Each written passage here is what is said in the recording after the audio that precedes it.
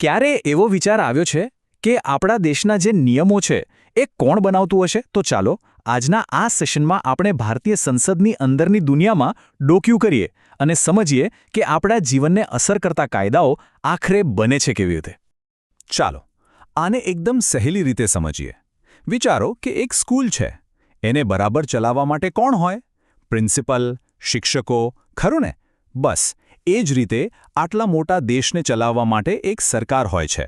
અને જેમ સ્કૂલમાં અલગ અલગ કામ માટે અલગ અલગ લોકો હોય, એમ જ સરકારના પણ જુદા જુદા અંગો છે અને દરેકનું કામ વહેંચાયેલું છે.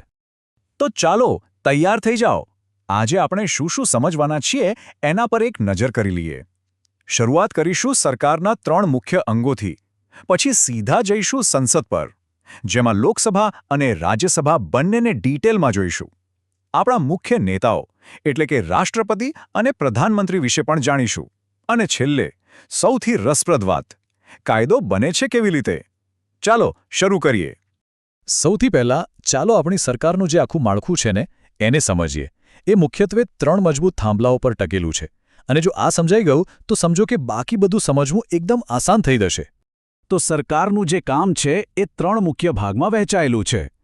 આજે આપણે એ ભાગ પર ફોકસ કરી રહ્યા છે જે કાયદા બનાવે છે, એટલે કે ધારાસભા, જેને આપણે સંસદ તરીકે ઓળખીએ છીએ. આપણી સંસદ નવી દિલ્હીમાં આવેલી છે અને એ આપણી લોકશાહીનું હૃદય છે. ખબર છે, એને દ્વિગૃહી ધારાસભા કહેવાય છે, જેનો સીધો સાદો મતલબ એ છે કે એના 2 ભાગ છે, એટલે કે 2 ગૃહો, અને બંનેની પોતાની અલગ અલગ ભૂમિકાઓ છે. અને આ રહ્યા એ બંને ગૃહો જ્યાં દેશના ભવિષ્યના નિર્ણયો લેવાય છે. જુઓ, ડાબી બાજુએ છે લોકસભા, જેને લોકોનું ગૃહ પણ કહેવાય છે, અને જમણી બાજુએ છે રાજ્યસભા, એટલે કે રાજ્યોની પરિષદ. ચાલો હવે એક પછી એક બંનેને નજીકથી જાણીએ. ચાલો શરૂઆત કરીએ લોકસભાથી. આ એ ગૃહ છે જે સીધું ભારતના લોકોનું એટલે કે આપણું પ્રતિનિધિત્વ કરે છે. લોકસભામાં કુલ કેટલા સભ્યો હોય? આંકડો છે 545. અને આ 545 સભ્યો એટલે કોણ? એ આપણે જ ચૂંટેલા પ્રતિનિધિઓ છે જે આખા દેશમાંથી આવે છે. વિચાર કરો, આ 545 લોકો આપણા કરોડો લોકોનો અવાજ બનીને ત્યાં બેસે છે. પણ લોકસભાના સભ્ય બનવા માટે અમુક લાયકાત હોવી જરૂરી છે. એવું નથી કે કોઈ પણ બની શકે.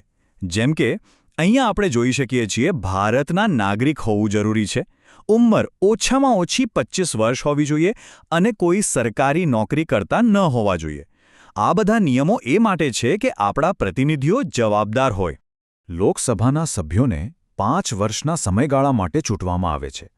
જો કે અમુક પરિસ્થિતિઓમાં, જેમ કે સરકાર બહુમતી ગુમાવી દે, તો તેને સમય પહેલાં પણ ભંગ કરી શકાય છે અને નવી ચૂંટણીઓ જાહેર થાય છે.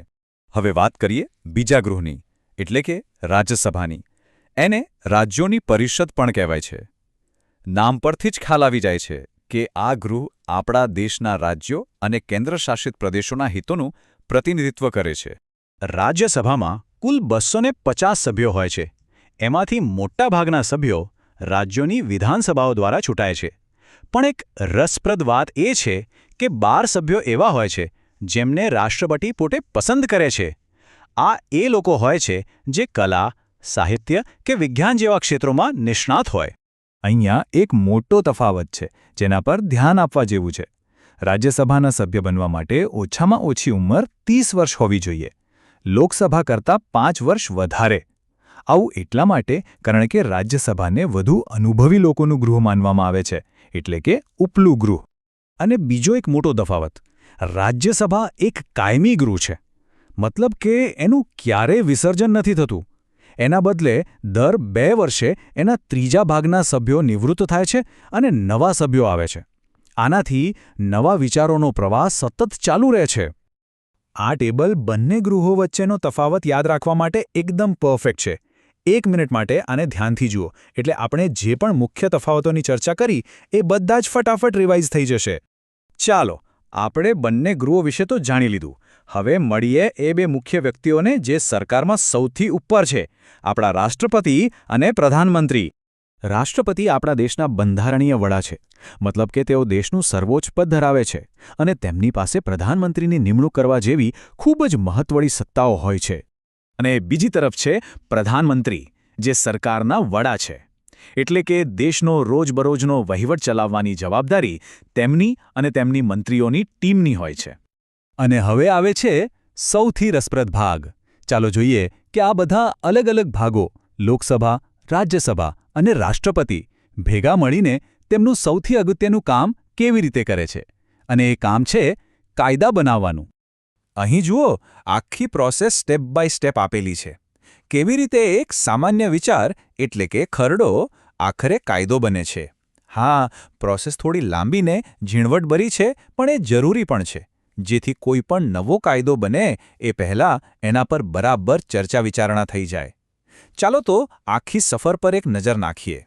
અને આ એ જ ઐતિહાસિક ઇમારત છે જ્યાં આ બધું જ થાય છે. આ દિવાલોની અંદર આપણા ચૂંટાયેલા પ્રતિનિધિઓ ચર્ચા કરે છે, દલીલો કરે છે અને આખરે એ કાયદાઓ બનાવે છે જે આપણા દેશનું ભવિષ્ય નક્કી કરે છે. આ બધી ચર્ચા આપણને એક અંતિમ વિચાર તરફ દોરી જાય છે. સંસદમાં જે પણ કાયદા બને છે એની સીધી અસર આપણા રોજિંદા જીવન પર પડે છે. એટલે જ એક જાગૃત નાગરિક બનવું ખૂબ જ જરૂરી છે. આખરે આ દેશ આપણો છે અને ભવિષ્ય પણ આપણું જ છે. તો ભારતીય સંસદ પરની આપણી આ સમજૂતી અહીં પૂરી થાય છે. આશા છે કે આનાથી ઘણી બધી બાબતો સ્પષ્ટ થઈ હશે. યાદ રાખજો, આપણી સરકાર કેવી રીતે કામ કરે છે એ સમજવું એક સક્રિય અને જવાબદાર નાગરિક બનવા તરફનું પહેલું પગલું છે. આભાર.